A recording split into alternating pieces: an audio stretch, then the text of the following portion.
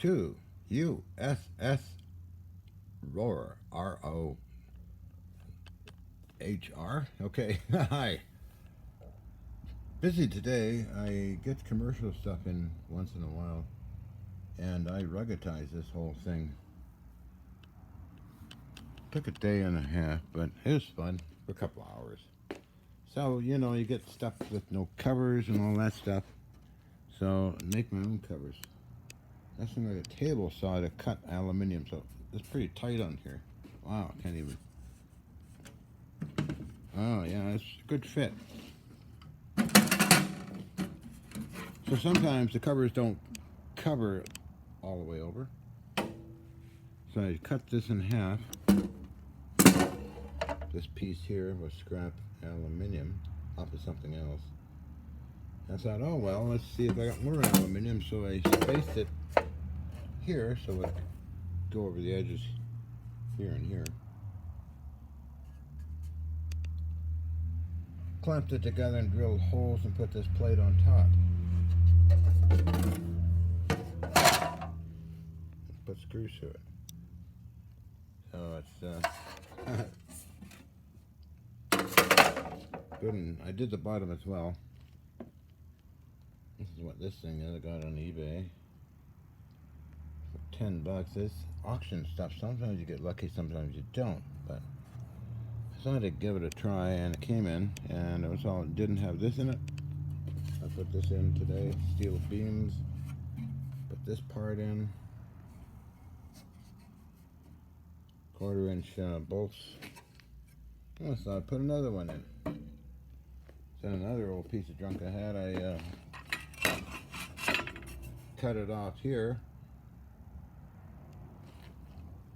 the size that is, and it'll fit like on the back here, like so.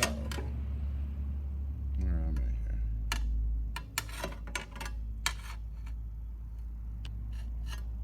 So everything's well protected and ruggedized.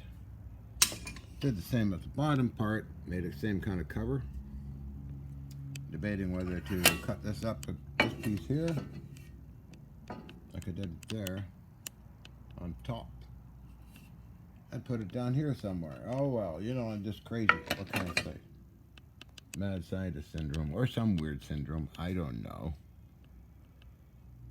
But it's fun, and it keeps me out of trouble, and I do it with machine tools, and I do it with other things. Old guns and things like that.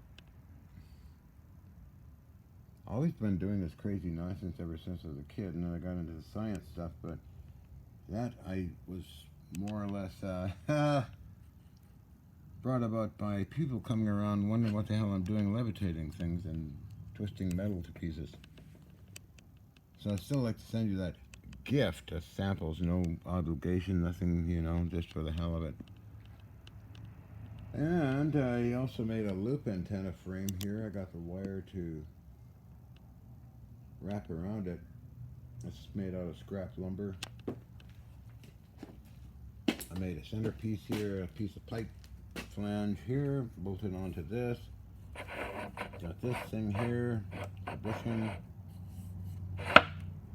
and this piece of dome steel I threaded and put this piece of steel in here that I machined a while ago. So it all fits together. I'm debating whether to mount it horizontally or on an angle or something like that, but it'll be quite a rig for a VLF, of course.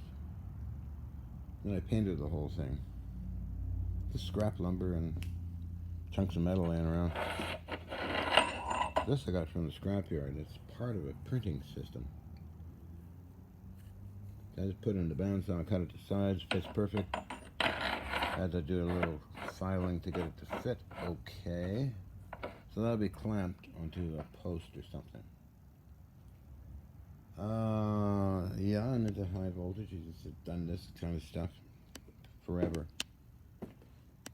As a kid, I made my own spark gap transmitter and caused a bit of a ruckus, but the media showed up. That was just way back when I was a kid.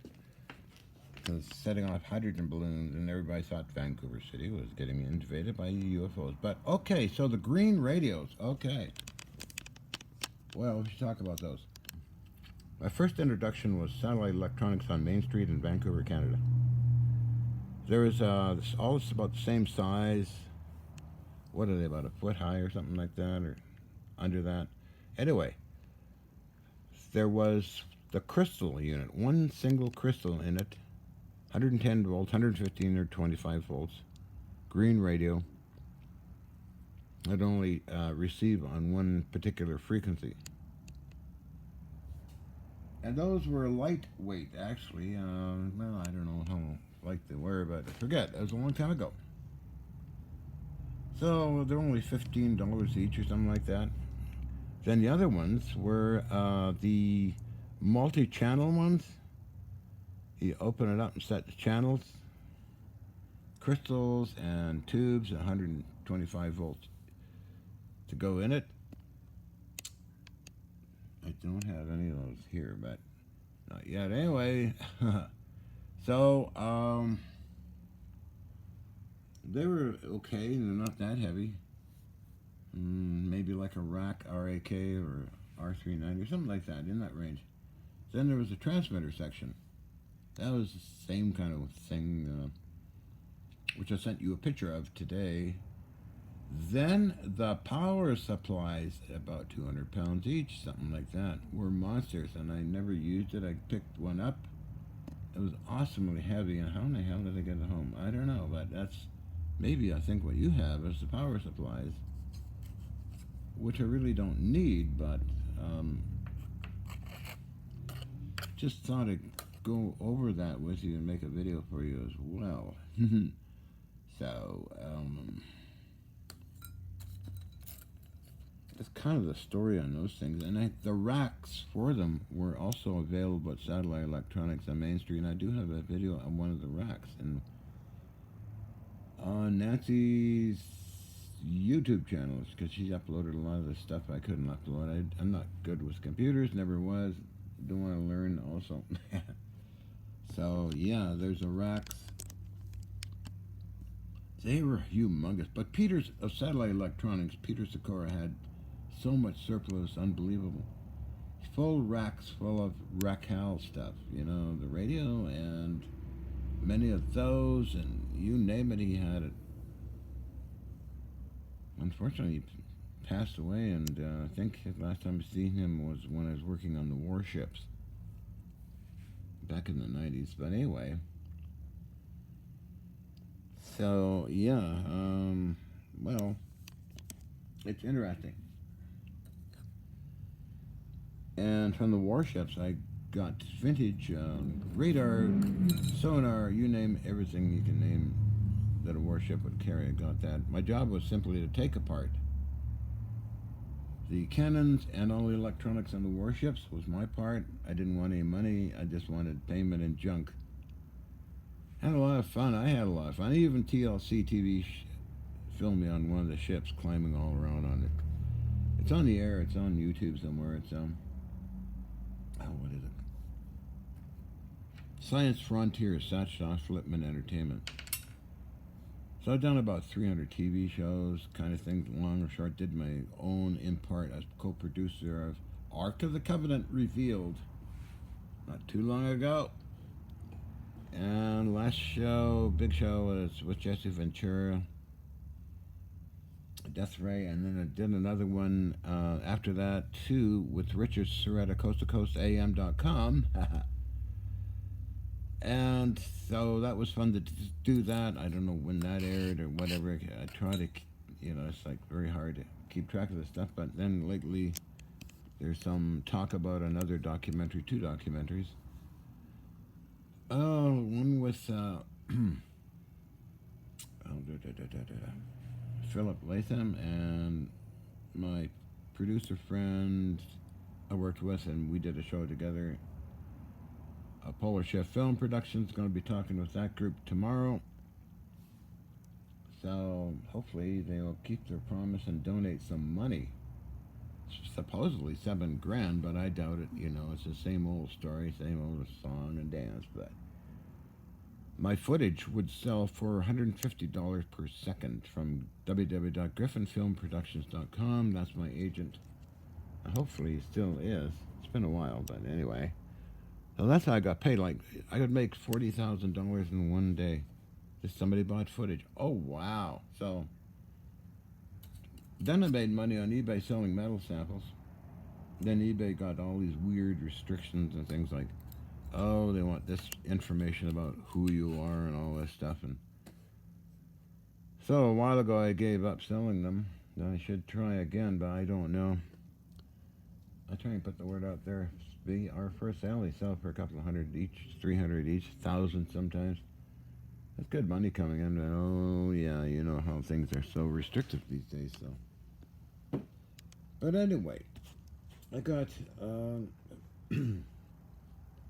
friends and all that around the planet. Money comes in goops. Sometimes it doesn't. So we'll see what happens. But I wanted to say, yeah, story of the Green GR series receivers. Wow.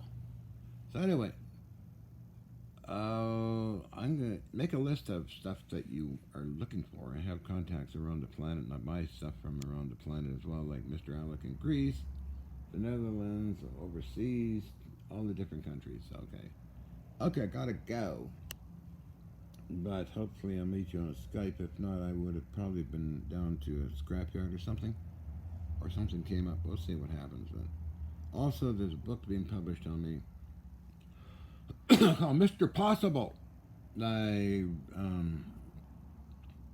Bob Greener of the Martin Fleischmann Memorial Project. He was here actually in November interviewing me. And also another gentleman in Germany publishing his own kind of book. Benedict Maurer, actually a kind of a world famous star. So I didn't find out until lately. Then my ex-girlfriend, Ian Gazda, whose granddad was the manufacturer in Long Island. The Earl of Con auto cannon, 20 way back in World War II in the 30s. So a lot of interesting stuff go around like that. Anyway, so I think she was going to do a documentary on her granddad, Antoine Gazda. Look him up. Antoine Gazda. Last name is Gazda. I think NBC wanted to do something with me and a friend in New Zealand. That never happened. It's like that happens most of the time. Talk is cheap. Nothing ever happens. But okay, so I gotta get going. I got some things I gotta do. Wash up. Take all my vitamins, which takes a while, then make cigarettes. Catch you later. USS ROHR. I'm dyslexic sometimes. Oh well. Turn it.